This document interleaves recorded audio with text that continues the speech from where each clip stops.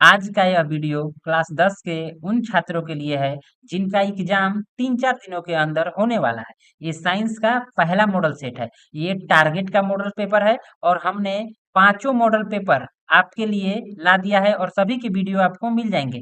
इससे पहले आप लोग मेरे प्लेलिस्ट में जाइए और वहां पे सरकारी मॉडल पेपर करके होगा। सरकारी मॉडल पेपर यानी इंटरनेट पे जो मॉडल पेपर होता है उसका हमने पांचों सेट, साइंस का पांचों सेट करा रखा है।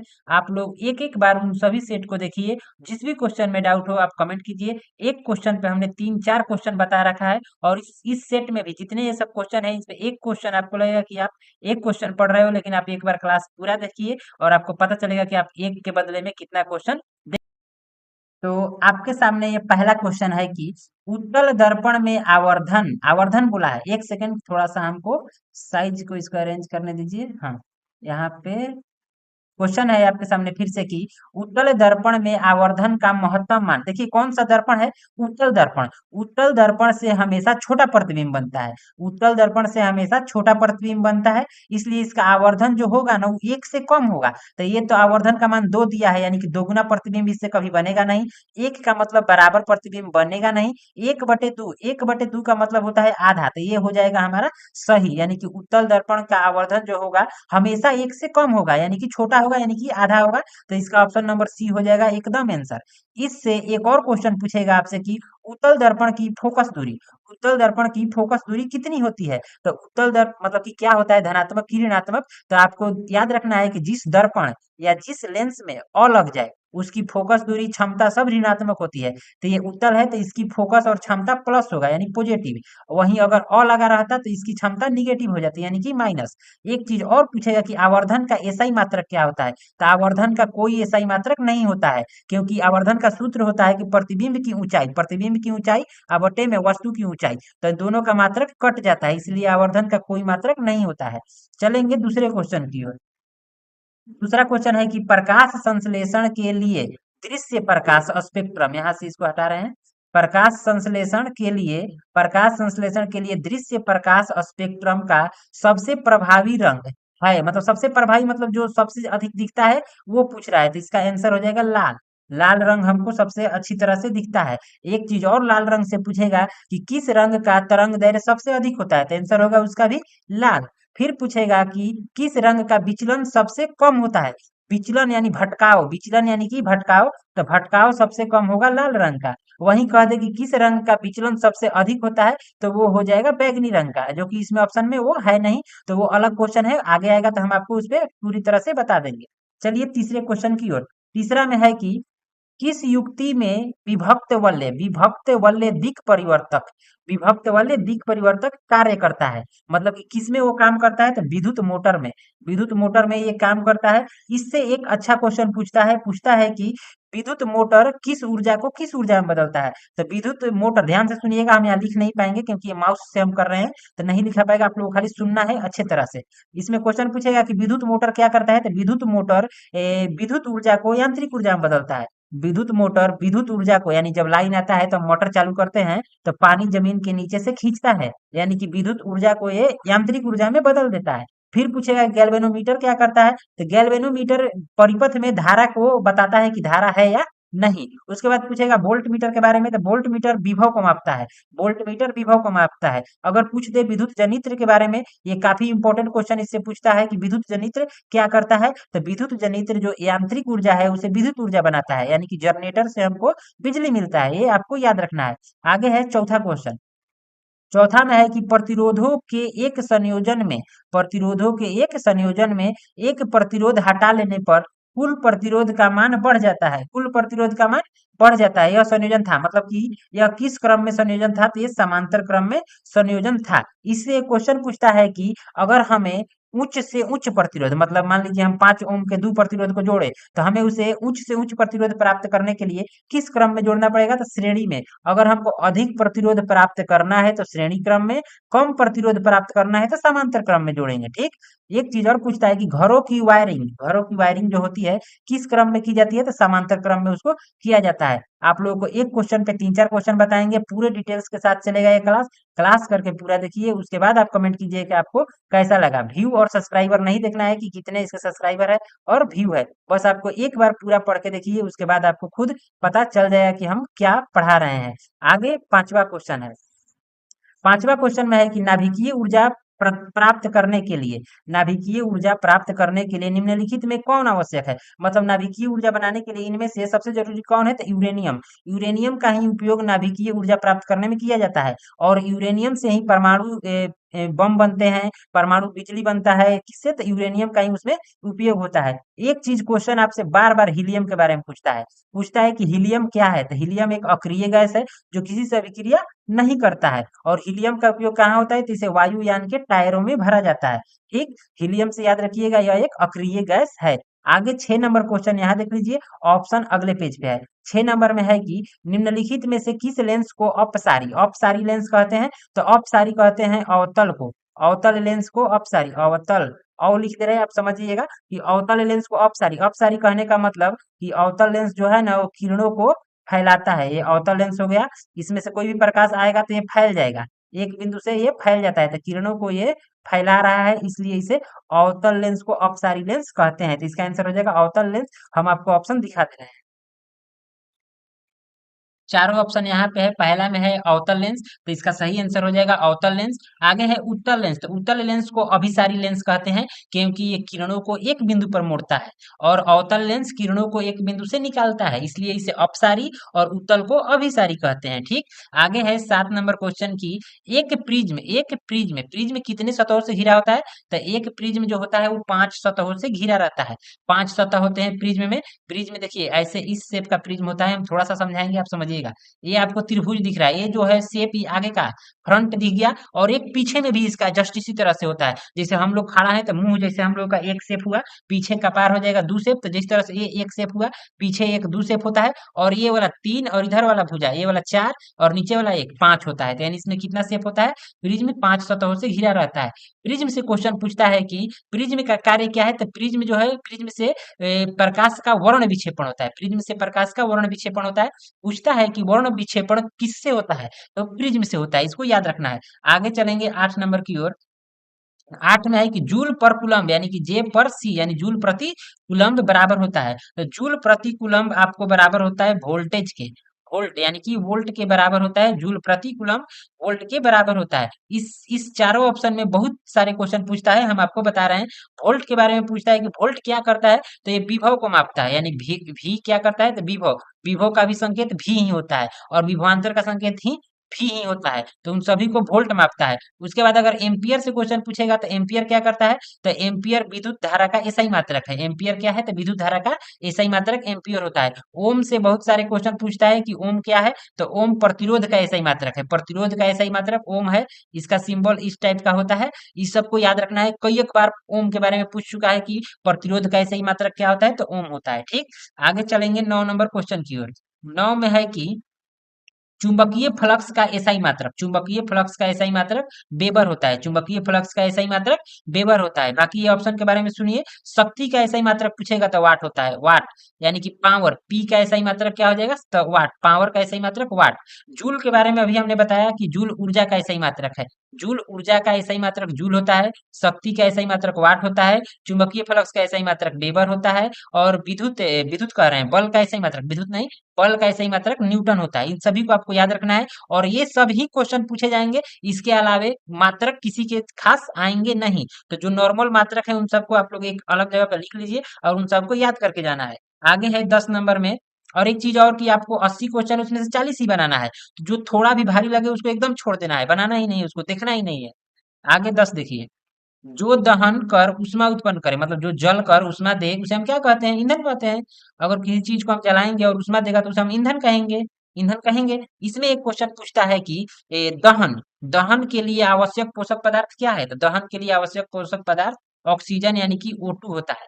दहन के लिए क्या जरूरी है, तो ऑक्सीजन का होना एकदम जरूरी है। ऑक्सीजन नहीं होगा तो हम दहन नहीं कर सकते हैं, यानी कि आग नहीं लगा सकते हैं। आगे है 11 नंबर में क्वेश्चन है कि किस दृष्टि दोष के निवारण के लिए अवतल लेंस का उपयोग किया जाता है। तो अवतल देखिए क अक्षर का है, 4 अक्षर का ये लेंस है, तो इसका रोग जो होगा 3 अक्षर वाला, यानी कि निकट दृष्टि दोष इसका एकदम सही हो जाएगा। आपको याद रखना है एक छोटा सा ट्रिक कि 2 का 3 और 3 का 4 याद रखना है। मतलब कि अगर आपको रोग है 2 अक्षर का, तो उसका निवारण होगा 3 अक्षर वाला लेंस। अगर रोग है 3 अक्षर का, तो निवारण होगा 4 अक्षर वाला लेंस। जैसे समझिए, अगर कोई कहे कि मुझको दूर दृष्टि दोष है, तो उसको आप चश्मा में कहिएगा कि उत्तल लगाओ, कु त अल 3 अक्षर वाला। अगर वो कहेगा कि मुझको निकट दृष्टि, निकट 3 अक्षर वाला रोग है, तो उसको कहिएगा कि अ व त ल, अवतल यानी 4 अक्षर वाला तुम लगाओ।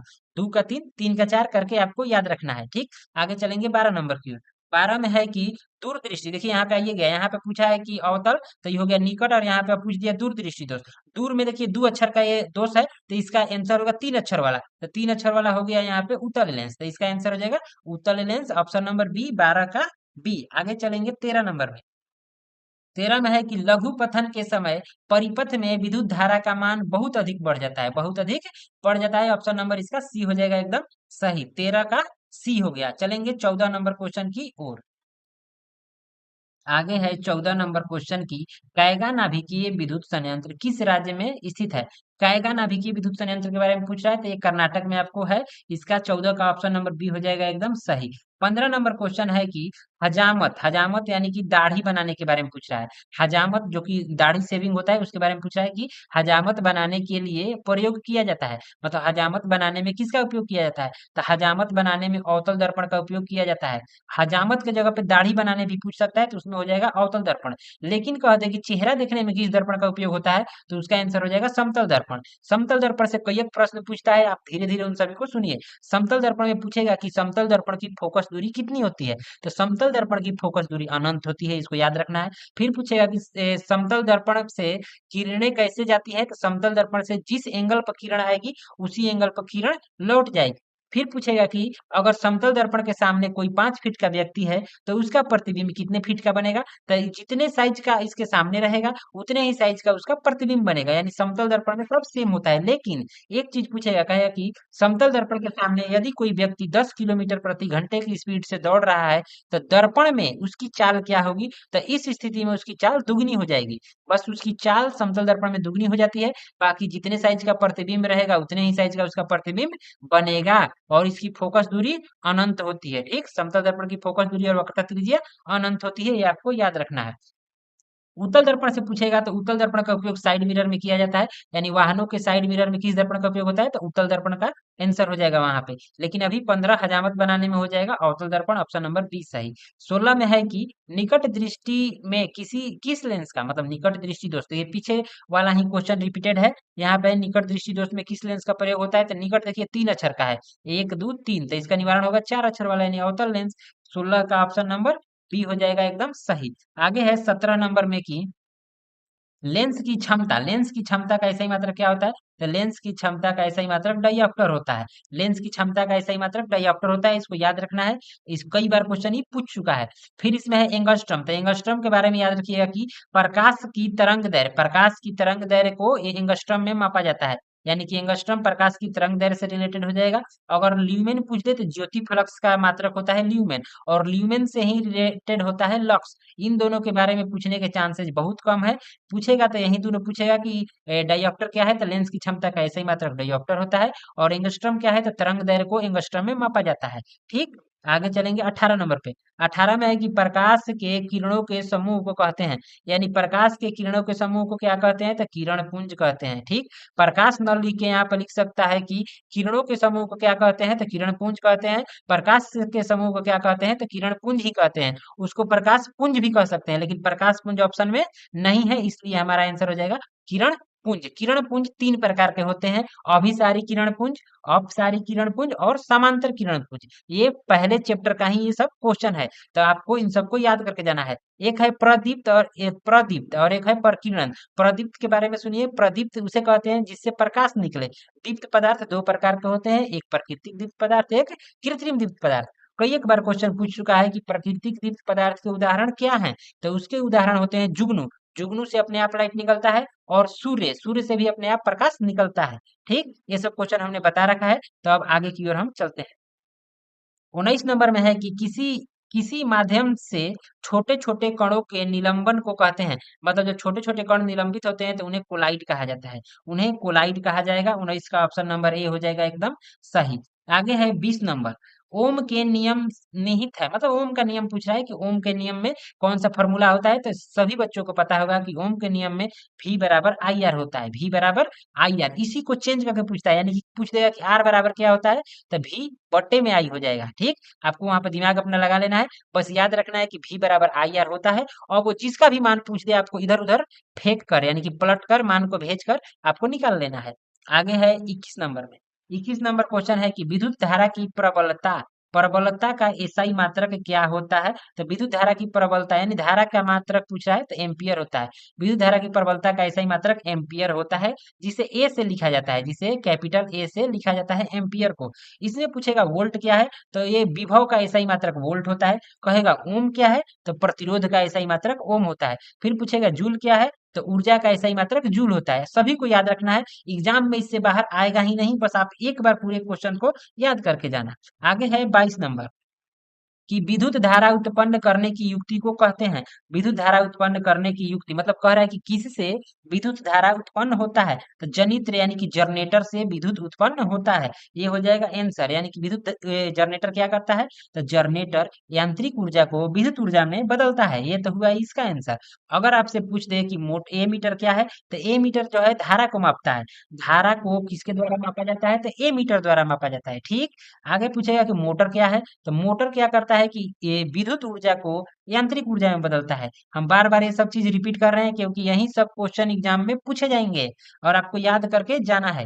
आगे है 23 नंबर में कि निर्गत किरण एवं अभिलंब के बीच के कोण को कहते हैं। तो निर्गत कोण कहेंगे, निर्गत कोण का डिफिनीशन ही सेम पूछ दिया है, तो इसमें तो कोई समझने वाली चीज है नहीं, सीधे डिफिनीशन है। अगर आपसे पूछ दे कि आपतन कोण, ये ऊपर वाला जो है ये आपतन कोण पूछ दे, आपतन कोण किसे कहते हैं, तो अभिलंब और आपतित किरण के बीच के कोण को आपतन कोण कहते हैं। परावर्तन कोण किसे कहते हैं, तो अभिलंब और परावर्तित किरण के बीच को परावर्तन कोण कहते हैं। ये सारे क्वेश्चन हमने लिखवा रखे हैं, उन सबको बस डिफिनीशन याद करके जाना है, इसमें कुछ ज्यादा समझने वाली चीज नहीं है। आगे 24 नंबर है कि धारा मापने के यंत्र को कहते हैं। देखिए यहाँ पे आइए गया, ये मीटर हमने यहाँ पे करवाया है और यहाँ पे पूछ ही दिया है कि धारा मापने के यंत्र को क्या कहते हैं, तो आमीटर। धारा मापने के यंत्र को आमीटर कहा जाता है। अगर पूछ दे कि विद्युत धारा का एसआई मात्रक क्या होता है, तो एम्पियर, एसआई मात्रक हो जाएगा एम्पियर और मापा जाता है आमीटर के द्वारा। अगर पूछ दे वोल्ट मीटर क्या है, तो ये विभव को मापता है। विभव या वोल्टेज को किसके द्वारा मापा जाता है, तो वोल्ट मीटर द्वारा मापा जाता है। कूलम्ब के बारे में पूछेगा तो कूलम्ब आवेश का एसआई मात्रक होता है। आवेश का एसआई मात्रक कूलम्ब, जैसे सी से लिखा जाता है, ये होता है सी, यानी आवेश का एसआई मात्रक कूलम्ब होता है, इसको याद रखिएगा। आगे 25, देखिए यहाँ पे आवेश का एसआई मात्रक डायरेक्ट पूछिए दिया है कि आवेश का एसआई मात्रक क्या होता है, तो कूलम्ब। तो आपको टेंशन नहीं लेना है, सिर्फ एक दो क्वेश्चन आपको लगेगा कि हम बता रहे हैं, लेकिन उस क्वेश्चन पे हम तीन चार क्वेश्चन आपको बता देंगे। एक क्वेश्चन पे चार बताएंगे, इसकी गारंटी रखिए आप लोग, और आगे जुड़े रहिए।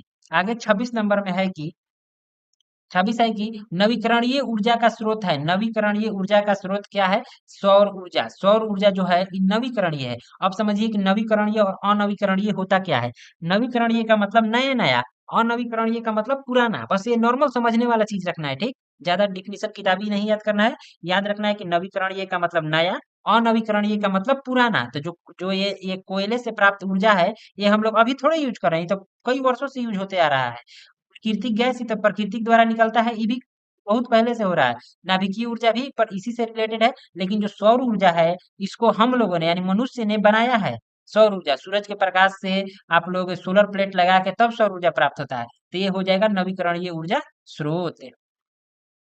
आगे 27 नंबर में है कि विद्युत बल्ब के फिलामेंट में किस तत्व का उपयोग होता है, तो टंगस्टन। टंगस्टन का कुंडली उसमें होता है, जो बल्ब होता है उसके अंदर टंगस्टन का उसका फिलामेंट बना होता है।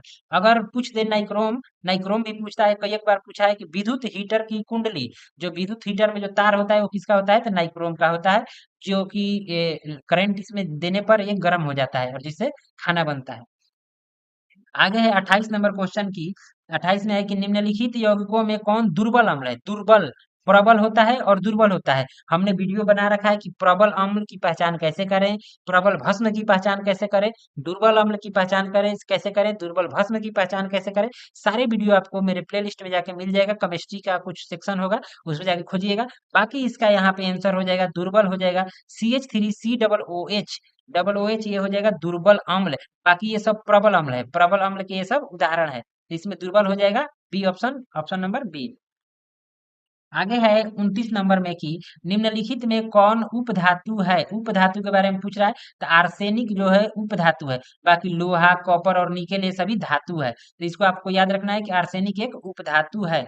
आगे पूछेगा 30 नंबर में कि पूछा है कि निम्नलिखित में किस धातु का विस्थापन विस्थापन उसके लवण के विलयन से लोहा द्वारा होता है। मतलब लोहा द्वारा किसका विस्थापन होता है। तो आप लोग 10 क्लास का एक मोस्ट इंपोर्टेंट क्वेश्चन है कि क्या होगा जब कॉपर सल्फेट यानी CuSO4 के विलयन में लोहे की काटी को डाल दिया जाए। ये बहुत इंपॉर्टेंट क्वेश्चन है, आप इसको याद करके जाइएगा। तो इसमें होता यह है कि कॉपर सल्फेट के विलयन में जब लोहे की काटी को डाला जाता है, तो लोहा द्वारा कॉपर को विस्थापित कर दिया जाता है, यानी कि तांबा को अलग कर दिया जाएगा किसके द्वारा, तो लोहा द्वारा। ठीक। आगे 31 नंबर में है कि खड़िया, खड़िया का रासायनिक सूत्र क्या है। तो खड़िया का रासायनिक सूत्र आपको होता है CaCO3। CaCO3 इसी के श्रेणी में ही एक खड़िया आता है। तो इसका आंसर हो जाएगा 31 का ऑप्शन नंबर सी। बाकी आपसे पूछ दे MgCO3 किसका सूत्र है, तो मैग्नीशियम कार्बोनेट का सूत्र होता है MgCO3। लेकिन इसके पूछने के चांसेस कम है। ये पूछ सकता है कि Na2CO3 किसका सूत्र है, तो सोडियम कार्बोनेट, सोडियम कार्बोनेट का ये सूत्र होता है। इसको याद रखिएगा 31 का। लेकिन आपको सही आंसर हो जाएगा ऑप्शन नंबर सी। आगे 32 नंबर में है कि नंबर क्वेश्चन है कि वेल्डिंग में किस गैस का उपयोग होता है। तो वेल्डिंग में एथाइन गैस का उपयोग किया जाता है। एक चीज पूछता है मीथेन से कि मीथेन गैस कहाँ से निकलता है। तो ये धान के खेतों से निकलता है, या कह सकते हैं सड़े गले पदार्थों से मीथेन गैस मिलता है। आगे चलेंगे 33 नंबर क्वेश्चन की ओर।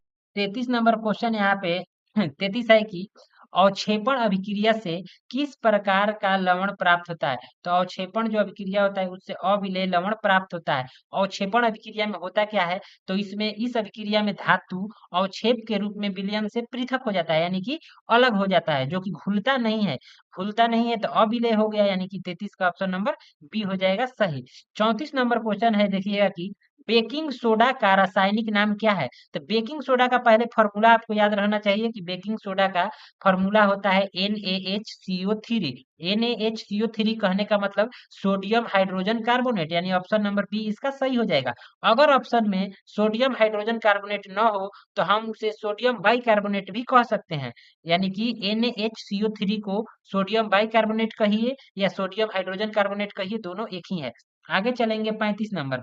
35 में है कि निम्न में से कौन उत्पाद लेड नाइट्रेट को गर्म करने से प्राप्त होता है। यानी लेड नाइट्रेट को गर्म करेंगे तो क्या प्राप्त होगा, तो लेड नाइट्रेट को गर्म करिएगा तो आपको ऑक्सीजन और नाइट्रोजन डाइऑक्साइड दोनों मिलेगा, यानी कि ऑप्शन नंबर डी हो जाएगा। डी में दिया है नाइट्रोजन डाइऑक्साइड और ऑक्सीजन दोनों है। तो ध्यान से ऑप्शन को पढ़ के टिक करना है कि कौन सा सही आंसर होगा।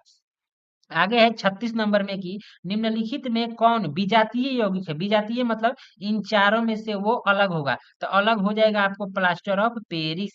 बाकी खड़िया, चूना पत्थर, संगमरमर ये सब एक एक ही टाइप के माने जाते हैं। तो ये सब आंसर नहीं होगा, इसका आंसर हो जाएगा प्लास्टर ऑफ पेरिस। आपसे कई बार पूछ चुका है कि प्लास्टर ऑफ पेरिस का रासायनिक सूत्र क्या होता है। तो इसका सूत्र होता है CaSO4 हाफ H2O। फिर से सुनिए, CaSO4 हाफ, यानी कि 1/2, हाफ को 1/2 H2O कहते हैं। ठीक। तो CaSO4 का मतलब कि प्लास्टर ऑफ पेरिस का सूत्र होता है CaSO4 हाफ H2O, उसको याद रखना है। आगे देखेंगे 37 नंबर क्वेश्चन को। 37 नंबर में है कि निम्नांकित में किस धातु को किरोसिन के तेल में डुबाकर रखा जाता है। तो किरोसिन के तेल में आपको सोडियम को डुबाकर रखा जाता है, सोडियम, इसको याद रखिएगा। और एक चीज और पूछता है कि किस धातु को चाकू से काटा जा सकता है। तो सोडियम को हम चाकू से आसानी से काट सकते हैं। ठीक। आगे चलेंगे 38 नंबर में। इसमें है कि 38 में है कि कौन सा अधातु कमरे के ताप पर द्रव होता है। अधातु पूछा है तो अधातु हो जाएगा ब्रोमीन। अगर पूछता धातु तो उसका आंसर होता तांबा। हम कह रहे हैं गलत किए हैं, ये तांबा नहीं, मिस्टेक से ये घिरा गया, इसका आंसर हो जाता पारा। फिर से सुन लीजिए, अगर अधातु कहेगा तो ब्रोमीन आंसर होगा, अगर धातु कहता तो पारा आंसर होता, क्योंकि पारा और ब्रोमीन कमरे के ताप पर द्रव अवस्था में होते हैं। ब्रोमीन अधातु है और पारा धातु है। तो जैसा क्वेश्चन रहेगा आपको वैसा आंसर कर लेना है। आगे है 39 नंबर क्वेश्चन की, सीसा और टीन की मिश्र धातु को कहते हैं, सीसा और टीन के मिश्र धातु को सोल्डर कहते हैं। यानी कि सोल्डर पूछेगा कि सोल्डर किसका बना होता है, तो सोल्डर सीसा और टीन के मिश्र धातु का बना होता है। आगे है 40 नंबर की, 40 नंबर देखिएगा कि निम्नलिखित में से किसे चाकू से काटा जा सकता है, तो चाकू से काटा जा सकता है लिथियम को। हमने अभी पीछे यहाँ पे बताया कि सोडियम को चाकू से काटा जा सकता है, लेकिन यहाँ ध्यान दीजिए कि इस ऑप्शन में सोडियम है ही नहीं, तो सोडियम नहीं होगा तो आंसर होगा लिथियम। आपको तीन धातु को याद रखना है, सोडियम, पोटेशियम और लिथियम। इन तीनों को लगभग लगभग किरोसिन के तेल में डुबा कर रखा जाता है और इन तीनों को हम चाकू से आसानी से काट सकते हैं। तो आपको ऑप्शन में सोडियम और पोटेशियम नहीं है, तो इसलिए इसका आंसर हो जाएगा लिथियम। चलेंगे 41 नंबर की ओर। 41 में है कि, देखिएगा अच्छे से, 41 में है कि ये एथिलीन में कार्बन कार्बन के बीच दो आबंध मौजूद होते हैं, जिसमें मतलब जो दो आबंध मौजूद होते हैं उन्हें क्या कहते हैं, तो सिग्मा और पाई। देखिए हम बता रहे हैं, जितने भी हमने लड़कों को पढ़ाया है उन सबको ये सब जो सिग्मा और पाई होता है इन सबको पढ़ने में इंटरेस्ट ही वो लोग नहीं दिखाते हैं, उन लोगों को ये भारी लगता है। तो हम आपको बता रहे हैं, इस आपके एग्जाम में 80 क्वेश्चन आएंगे, 80 क्वेश्चन में अगर ये आप लोगों को भारी लग रहा है तो इस सबको छोड़ देना है, बिल्कुल इसको देखना ही नहीं है, पढ़ना ही नहीं है ये क्वेश्चन, और आगे की ओर निकल जाना है। 80 में 40 एकदम आसान आसान क्वेश्चन आएंगे, उन सबको आपको बनाना है, बस भारी क्वेश्चन को अटेम्प्ट नहीं करना है। बाकी इसका आंसर हो जाएगा ऑप्शन नंबर ए। आगे चलेंगे 42 नंबर, इसमें है कि इथेन में कितने सहसंयोजी आबंध होते हैं, तो सबसे पहले आपको इथेन का सूत्र याद होना चाहिए। इथेन का सूत्र होता है C2H6, C2H6, C2H6 अगर करेंगे तो हाइड्रोजन हाइड्रोजन के बीच में तो 6 गो बंधन यहाँ से बन जाएगा, और C के बीच में एक बंधन यहाँ से बन जाएगा, यानी कि इसमें टोटल 7 बंधन होते हैं। ये आपको याद रख लेना है, रट लेना है, इसको याद कर लेना है, यही पूछता है। आगे चलेंगे 43, 43 को भी एकदम आराम से समझना है कि इसमें है क्या। तो इसमें पूछा है कि CnH2n+2 किसका सामान्य सूत्र है, तो CnH2n+2 आपको सामान्य सूत्र है एल्केन का, एल्केन है ऑप्शन नंबर सी में। आपको याद रखना है सीरियल वाइज, एल्केन, एल्कीन और एल्काइन। एल्केन का होता है CnH2n+2, एल्कीन का होता है CnH2n बस, और उसके बाद एल्काइन होता है जिसका होता है CnH2n-2। ठीक, आपको सीरियल वाइज याद रखना है, एल्केन, एल्कीन, एल्काइन। एल्केन का होता है CnH2n+2, एल्केन हो गया, एल्कीन का होता है CnH2n और एल्काइन का होता है CnH2n-2। इन सबको याद रखना है, इन तीनों में से यानी प्लस माइनस करके एक क्वेश्चन जरूर पूछेगा आपके एग्जाम। आगे है 44 नंबर की, नीला थोथा यानी कि तुतिया, नीला थोथा को तुतिया के नाम से भी जाना जाता है, का रासायनिक सूत्र क्या होता है, तो इसका सूत्र होता है CuSO4 5H2O, CuSO4 5H2O इसका सूत्र होता है, यानी 44 का ऑप्शन नंबर बी हो जाएगा सही। आगे है 45 नंबर में की, आवर्त सारणी के उदग्र, उदग्र यानी कि ऐसे देखिए, उदग्र यानी कि खड़ा कह रहा है, उदग्र स्तंभों को क्या कहा जाता है, तो वर्ग कहा जाता है। उदग्र यानी कि खड़ा कह रहा है, अगर कहता आवर्त, तो आवर्त का मतलब हो जाता है ऐसे पट, ये अप्रूव पे हम नहीं किए हैं, ये पट हम दिखा रहे हैं कि पट रहेगा तो उसे कहेंगे आवर्त, और खड़ा रहेगा तो उसे उदग्र या वर्ग या स्तंभ कह सकते हैं। ठीक, तो इसको क्या कहते हैं, वर्ग कहते हैं। आपसे क्वेश्चन पूछेगा कि आवर्त सारणी में कितने उदग्र स्तंभ होते हैं, तो उदग्र स्तंभ यानी कि वर्ग कितने होते हैं, तो वर्ग होते हैं आपको 18। पूछेगा आवर्त कितने होते हैं, तो आवर्त होते हैं 7। इन सबको याद रखना है, ये सब चीजें पूछे जाती हैं। आगे है 46 में की, आवर्त सारणी के प्रथम वर्ग के सदस्य, यानी आवर्त सारणी के जो पहले वर्ग के सदस्य हैं उन्हें क्या कहा जाता है, तो आवर्त सारणी के पहले वर्ग के जितने भी सदस्य हैं वो सभी धातु हैं। धातु की प्रकृति होती है क्षारीय, यानी इसका आंसर हो जाएगा क्षारीय धातु। 46 का ऑप्शन नंबर बी हो जाएगा एकदम सही, क्षारीय धातु। ठीक, आगे चलेंगे 47 नंबर में की, सोडियम कार्बोनेट का अणु सूत्र, सोडियम कार्बोनेट पूछा है। सोडियम कार्बोनेट का अणु सूत्र होता है NaHCO3, NaHCO3 यानी ऑप्शन नंबर ए। अगर आपसे पूछ दे सोडियम बाइकार्बोनेट का क्या होता है, सोडियम बाइकार्बोनेट का होता है NaHCO3। आपको सभी क्वेश्चंस को याद करके जाना है। ठीक, सोडियम बाइकार्बोनेट का ये सूत्र हो जाएगा। अगर पूछ दे NaCl किसका सूत्र है, तो ये सोडियम क्लोराइड का सूत्र है। ये सब चीजें रिपीटेड क्वेश्चन है। 48 नंबर में है कि सबसे कठोरतम तत्व कौन है? सबसे कठोर पदार्थ हीरा होता है। धरती पर सबसे कठोर पदार्थ हीरा है। ये आपको याद रखना है। 48 का ऑप्शन नंबर बी हो जाएगा। पूछेगा कि हीरा किसका अप्रूप है? तो हीरा मतलब कार्बन का ही अप्रूप है। कार्बन के 3 अप्रूप होते हैं, हीरा, ग्रेफाइट और फ्लोरीन। ये सभी चीजें पूछी जाती हैं। एक चीज और पूछेगा कि हीरे का अपवर्तनांक कितना होता है? तो हीरे का अपवर्तनांक होता है 2.42। ठीक, तो 48 का ऑप्शन नंबर बी। चलिए 49 में है कि अक्रिय तत्व कौन है? देखिए पीछे भी हमने बताया था कि हीलियम एक अक्रिय तत्व है। अक्रिय तत्व है तो हीलियम क्या है? अक्रिय हो जाएगा। ऑप्शन नंबर बी, अक्रिय तत्व कौन है? तो हीलियम। आगे है 50 नंबर में। 50 नंबर में अगर पूछे कि आधुनिक आवर्त सारणी में तत्वों के वर्गीकरण का आधार है। देखिए ये अच्छा क्वेश्चन है। पहले तो यहाँ से आपसे पूछेगा कि आधुनिक आवर्त सारणी का खोज किसने किया था? तो इसका खोज किया था हेनरी मोजले नामक वैज्ञानिक ने। और इसने किस आधार पर बनाया था? तो परमाणु संख्या के आधार पर इस आवर्त सारणी को बनाया गया है।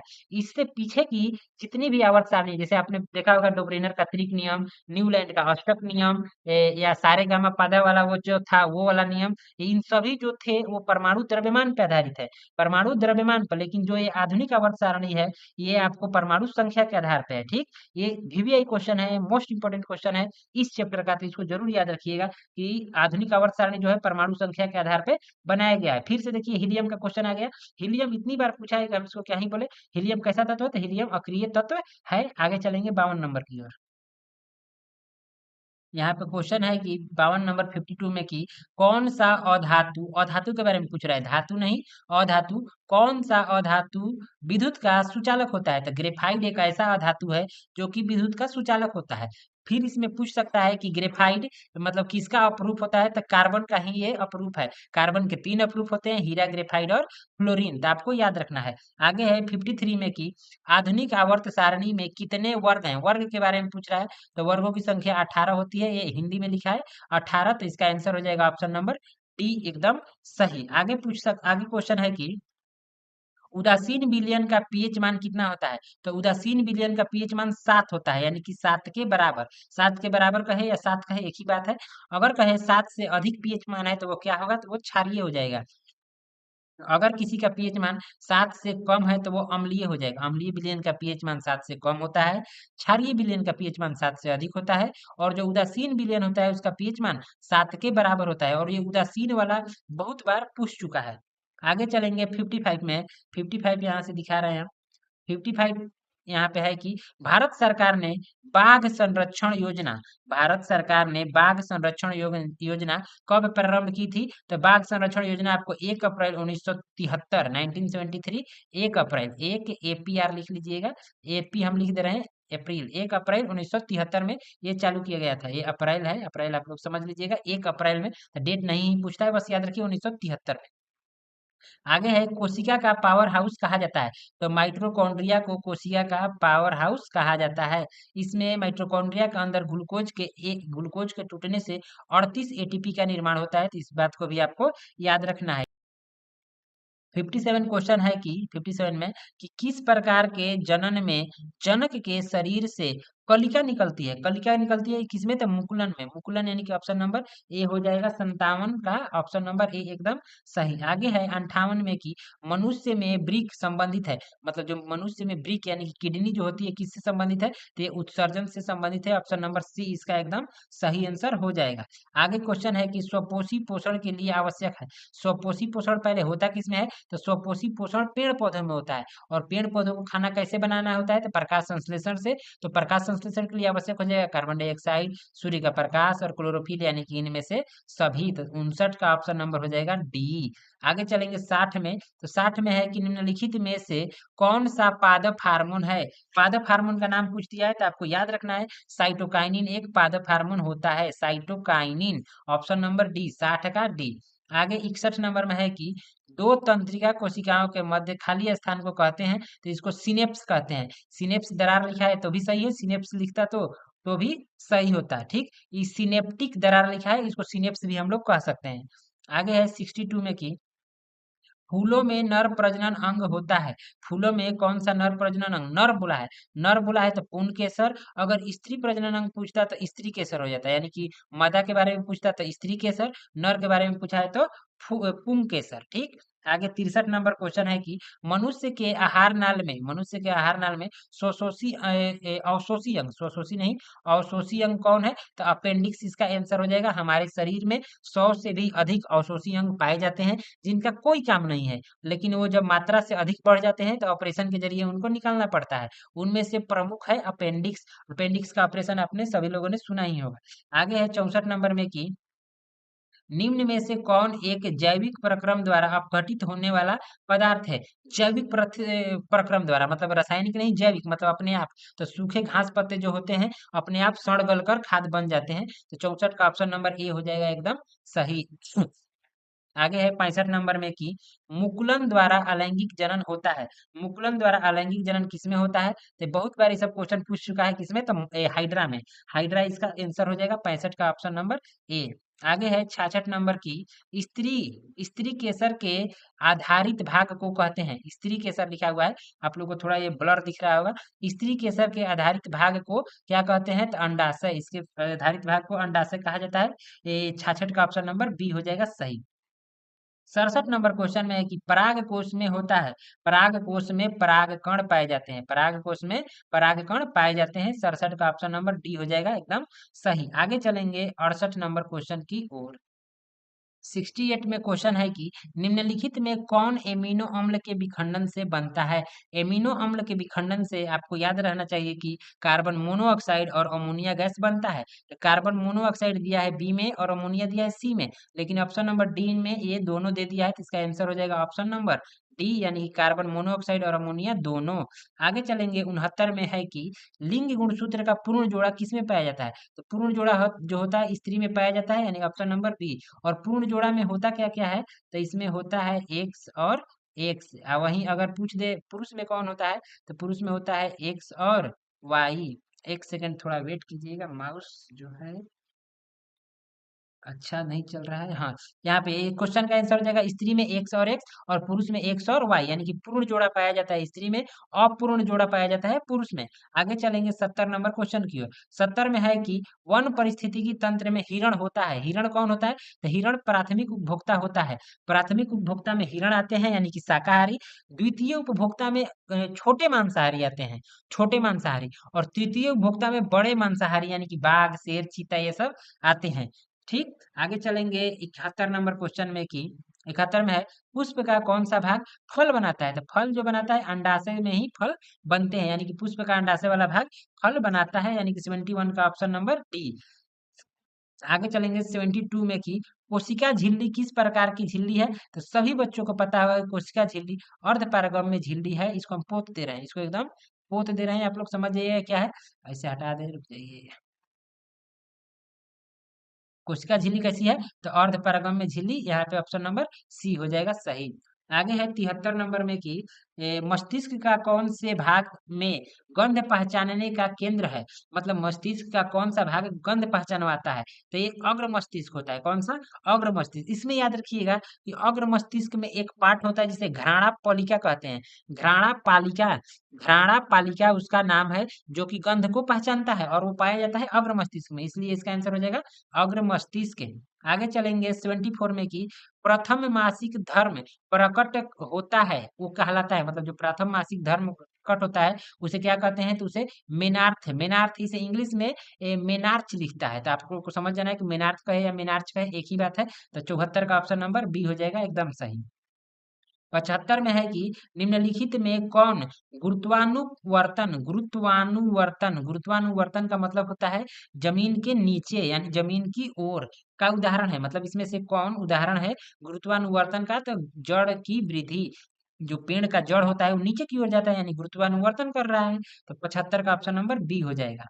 आगे है 76, परजीवी पौधे का एक उदाहरण है। परजीवी, परजीवी पौधे का उदाहरण बताना है। तो परजीवी पौधे का उदाहरण हो जाएगा अमरबेल। अमरबेल जो है परजीवी पौधे का एक उदाहरण है।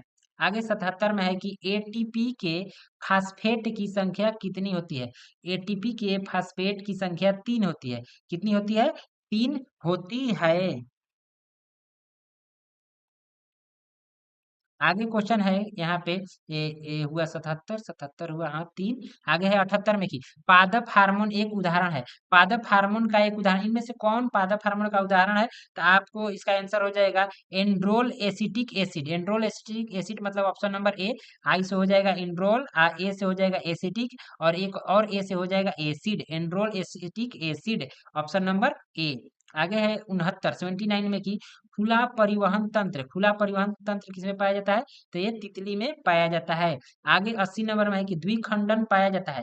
मतलब द्विखंडन किसमें पाया जाता है? तो ये इसका आंसर हो जाएगा इसमें, ऑप्शन के अनुसार जीवाणु। लेकिन द्विखंडन आपको याद रखना है कि अमीबा और पैरामीशियम में होता है। लेकिन इसमें अमीबा ना ही ऑप्शन में है और ना ही पैरामीशियम, तो इसमें आंसर हो जाएगा जीवाणु।